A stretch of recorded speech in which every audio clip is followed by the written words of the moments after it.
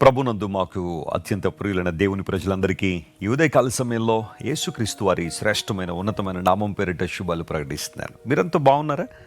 గత రాత్రి దేవుడు చక్కని విశ్రాంతిని మీకు అనుగ్రహించి ఉన్నారని నమ్ముతున్నాను. ఈరోజు దేవుడు మీ పట్ల ఉన్నతమైన ప్రణాళికలు కలిగి ఉన్నారని నమ్మండి. ప్రభు మీ పట్ల ఎన్నో శ్రేష్టమైన ఉద్దేశాలు కలిగి ఉన్నారు. తన ప్రణాళికలు మీ జీవితంలో నెరవేర్చడానికి ప్రభు అయిన యేసుక్రీస్తు వారు ఎల్లప్పుడూ సమర్థుడు అనే విశ్వాసం మీలో ఉంటే ఖచ్చితంగా మీ జీవితంలో అద్భుతాలు చూస్తారు. ఈ పరిచర్య ద్వారా దేవుడు ప్రపంచవ్యాప్తంగా రగిలిస్తున్న సువార్తను బట్టి మేము ప్రభువును స్తుతిస్తున్నాము. అనేక ప్రాంతాల్లో సువార్త వెదజల్లబడుతుంది.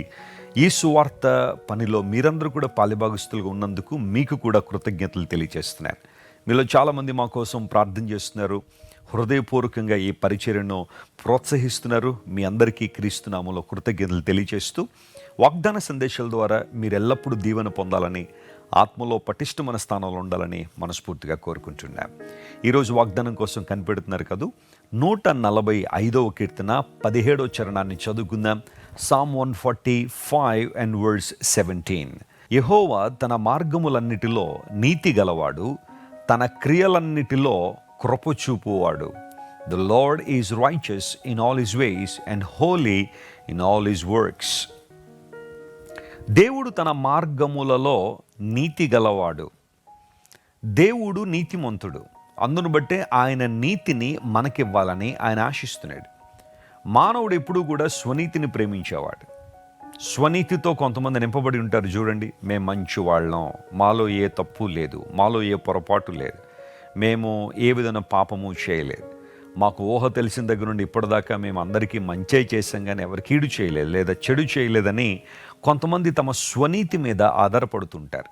స్వనీతి ఎప్పుడూ కూడా మనలను పరలోక రాజ్యానికి చేర్చదు. దేవుని రాజ్యానికి వెళ్ళాలంటే మన స్వనీతి పని చేయదు. కానీ ఎవరి నీతి మనకు అవసరం అంటే దేవుని నీతి మనకు అవసరం. యేసుక్రీస్తు ప్రభువారి లోకానికి వచ్చింది తనను విశ్వసించిన వారందరినీ కూడా నీతిమంతులుగా చేయాలని. ఎందుకోసం అంటే ఆయన నీతి మనలో ఉండకపోతే మన స్వనీతి దేవుని దృష్టిలో మురికి గుడ్డల్లా కనబడుతుందని లేఖనాలు ధృవీకరిస్తున్నాయి. మానవుడు చేసే ప్రతి మంచి పని లేదా నీతి కార్యము దేవుని దృష్టిలో మురికి గుడ్డల్లాగే ఉన్నాయి. కారణం, మనిషి చేస్తున్న పనులను గుర్తిస్తాడేమో కానీ ఆ పనుల వెనకాలన్న ఉద్దేశాన్ని మాత్రం దేవుడే గుర్తిస్తాడు. చాలాసార్లు మానవులుగా మనం మంచి పనులు చేయొచ్చు, కానీ వాటి వెనకాల ఏవో ఒక దురుద్దేశం ఉండుండొచ్చు. వాటిని ప్రజలు గుర్తించలేకపోవచ్చు, కానీ దేవుడు గుర్తిస్తాడు. మానవుని నీతి ఎప్పుడు కూడా దేవుని మెప్పించలేదు. యేసు ప్రభువారు ఈ లోకానికి దిగి వచ్చి మనందరి కోసం ఈ లోకంలో జీవించి ఆయన ఉత్తమమైన బోధలెన్నో చేసి పొంతి పిలాతు ద్వారా న్యాయపు తీర్పు తీర్చబడి శిలువ మరణానికి అప్పగించబడి యేసు ప్రభు శిలువలో తన ప్రాణాన్ని మనందరి కోసం బలిదానంగా అర్పించారు. మన పాపములు పరిహరించడానికి, మన శాపాన్ని కొట్టివేయడానికి, దురాత్మ శక్తుల బంధకాల నుంచి విడుదల చేయడానికి తన శక్తిని మనకు అందించిన దేవుడు ప్రభువైన యేసుక్రీస్తు వారు. ఈ ఉదయకాలంలో బహుశా నీ జీవితంలో ఇంకా దేవుని నీతితో నువ్వు నింపబడకపోతే, నీ స్వనీతి మీద నువ్వు ఆధారపడుతూ ఉంటే, దుర్నీతిని ప్రేమించే వ్యక్తివైతే యేసు ప్రభు నిన్ను ప్రేమించారు అనే వాస్తవాన్ని నువ్వు గుర్తించాలి. ఆయన నీ కోసం శిలువలో మరణించాడని నువ్వు నమ్మాలి, విశ్వసించాలి. లేఖనం తెలియచేసిన రీతిగా దేవుని సువార్తను మనం విశ్వసించినప్పుడు దేవుని నీతి మనలో డిపాజిట్ చేయబడుతుంది, ఇంప్యూట్ చేయబడుతుంది. ప్రభు తన నీతితో మనల్ని నింపుతాడు. ఇప్పుడు క్రీస్తు ప్రభు యొక్క నీతి ద్వారా మనము దేవుని సన్నిధిలో నిలవబడగలము. ఆయన సన్నిధిలో నిలిచి ఉండడానికి మనకు శక్తినిచ్చేది దేవుని నీతి. ఇంకెంతకాలం స్వనీతిని ప్రేమించి జీవిస్తావు ప్రియ సహోదరి, ప్రియ సహోదరుడా? రా, నీ జీవితాన్ని ప్రభువుకు అప్పగించి ఆయన నీతితో నీ జీవితాన్ని నింపుకున్నప్పుడు గొప్ప కార్యాలు జరుగుతాయి. అంతమాత్రం కాదు, కీర్తనకారుడు అంటున్నాడు, దేవుడు తాను చేసే క్రియలన్నిటిలో కృపగలవాడు అనే మాట వాడాడు. దేవుడు చేసే ప్రతి పని వెనకాల కృప దాగి ఉంది. అవును, ఈరోజు మనందరం కూడా కృపాయుగంలో నివసిస్తున్నాం. We're living in the dispensation of God's grace. దేవుని కృప అనే యుగంలో మనందరం జీవిస్తున్నాం. ఆయన కృప మనల్ని ఆవరించి ఉన్నది. ఆయన కృప మనకు పరిశుద్ధ స్థలంలోనికి ప్రవేశాన్ని ఉచితంగా అనుగ్రహించింది. దేవుడు కృప గలవాడు. కృప అంటే అర్థం ఏంటి? చాలామంది అడుగుతుంటారు, వెస్లీ గారు, కృప అనే మాట ఎక్కువగా క్రైస్తవ్యంలో వినియోగించబడుతుంది. What does it mean? దాని అర్థం ఏంటి? కృప అనే మాటను మనం ఎలా అర్థం చేసుకోవచ్చు అంటే, జాగ్రత్త వినండి. పొందకూడని వారికి, అంటే పొందదగని వారికి ఇచ్చే గొప్ప బహుమానమే కృప. ఏ విధమైన అర్హత లేని ఒక వ్యక్తికి, ఏ యోగ్యత లేని వ్యక్తికి ఊహకు మించిన బహుమానం ఏదైనా మనం ఇస్తే దాన్నే కృప అన్నారు. యేసు ప్రభు సిలువలో చేసిన కార్యం అదే కదా. ఆయన ఎవరైనా మంచి వాళ్ళ కోసం చనిపోయాడా? నీతిమంతుల కోసం యేసు ప్రభు చనిపోయాడా? నో. మనందరం దుర్నీతితో నింపబడి ఉన్నప్పుడే, మనందరం పాపులమై ఉండగానే, మనందరం శత్రువులమై ఉండగానే, మనందరం బలహీనులమై ఉండగానే క్రీస్తు యుక్త కాలమున సరైన సమయంలో మన కోసం సిలువలో మరణించారు. ఇందులో ఆయన ప్రేమ దాగి ఉంది. ఆ ప్రేమను మన పట్ల ఆయన వెల్లడి చేశారు. నిజమే, దేవుడు చేసే ప్రతి క్రియ వెనకాల కృప దాగి ఉంది. ఈరోజు నీవు నేను ఏ దేవుణ్ణి ఆరాధన చేస్తున్నామంటే, ఎటువంటి దేవుణ్ణి గణపరుస్తున్నామంటే కృపగల దేవుణ్ణి గణపరుస్తున్నాం. నా మట్టుకు నేను విశ్వసించగలను, దేవుని కృప నాకు తోడుగా ఉండకపోతే నేను ఏనాడో నశించిపోవలసిన వాడిని. మీలో చాలామంది సాక్ష్యాలు చెప్పగలరు. దేవుని కృప ఇంతవరకు మనల్ని నడిపించింది, ఆయన కృపే ఇంతవరకు మనల్ని తీసుకుని వచ్చింది. ఇక ముందు కూడా ఆయన కృప ద్వారా మనం నడిపించబడగలిగితే, ఆయన కృప ద్వారా మనం ఆవరించబడగలిగితే ఖచ్చితంగా జీవితంలో ఉన్నతమైన స్థితికి మనం చేరుకోగలం. Nothing but the grace of Jesus. క్రీస్తు ప్రభు యొక్క కృప తప్ప మరొకటి లేదు. ఈ కృప మీద మనం ఆధారపడదాం. ఈరోజు దేవుడు నీ పట్ల కృపగలిగిన వాడని విశ్వసించండి. ఆయన కృప నీ మీద సమృద్ధిగా కృమ్మరించే దేవుడు ఆయన. దేవుడు ఏదైనా మనకి ఇవ్వాలనుకుంటే సమృద్ధిగానే ఇస్తాడు ఆయన. అరకొరగా దేవుడు ఎప్పుడు ఇవ్వలా. లేకపోతే మనకి ఇంకా ఏదో వెలితి ఉన్నట్టుగా దేవుడు మనల్ని దీవించేవాడు కాదు.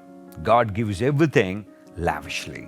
ఆయన కృప కూడా అదే విధానంలో మన మీద కృమ్మరించాడు. అందును బట్టి ఈరోజు ఈ వాగ్దానాన్ని క్లెయిమ్ చేసుకుని, ప్రభువా నీవు చేసే ప్రతి క్రియలో కృప దాగి ఉంది కనుక ఆ కృపలో నన్ను నింపండి, ఆ కృపలో నన్ను భద్రపరచండి అని మనస్ఫూర్తిగా దేవుని సన్నిధిలో ప్రార్థన చేయండి.